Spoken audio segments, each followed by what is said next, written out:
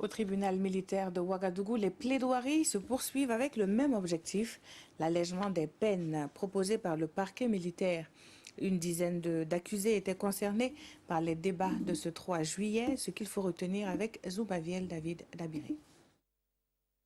25 ans de prison ferme, c'est la peine requise par le parquet militaire contre le soldat de première classe Samuel Koulibaly pour attentat à la sûreté de l'État, meurtre et autres.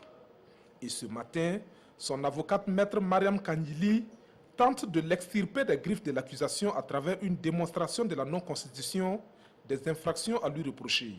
Lors des événements, commente l'avocate, il a été instruit au soldat Samuel Koulibaly de conduire une équipe dirigée par le sergent-chef Ali Sanou Azorgo à la gare ferroviaire de Ouagadougou et au domicile de l'artiste Smokey.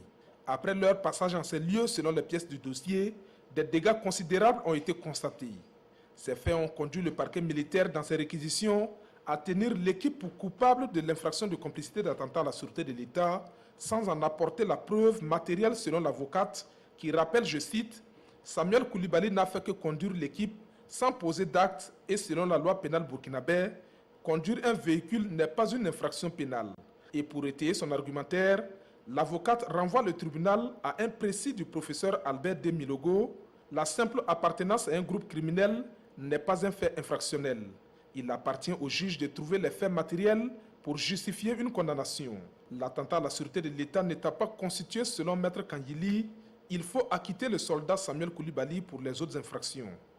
Les mêmes arguments sont développés pour son deuxième client, le colonel Omer Batiouno. Et conformément aux réquisitions du parquet militaire, Maître Kandili demande son acquittement pur et simple pour infraction non constituée. Plusieurs autres accusés, dont le colonel Abdul Karim Traoré et le lieutenant Abdul Kadri Djanda, se sont succédés à la barre après les plaidoiries de leurs avocats. Des avocats qui tous ont plaidé l'innocence de leurs clients, tandis que les accusés, eux, implorent la clémence du tribunal. L'audience reprend ce vendredi 5 juillet 2019 à 9 h au tribunal militaire de Ouagadougou.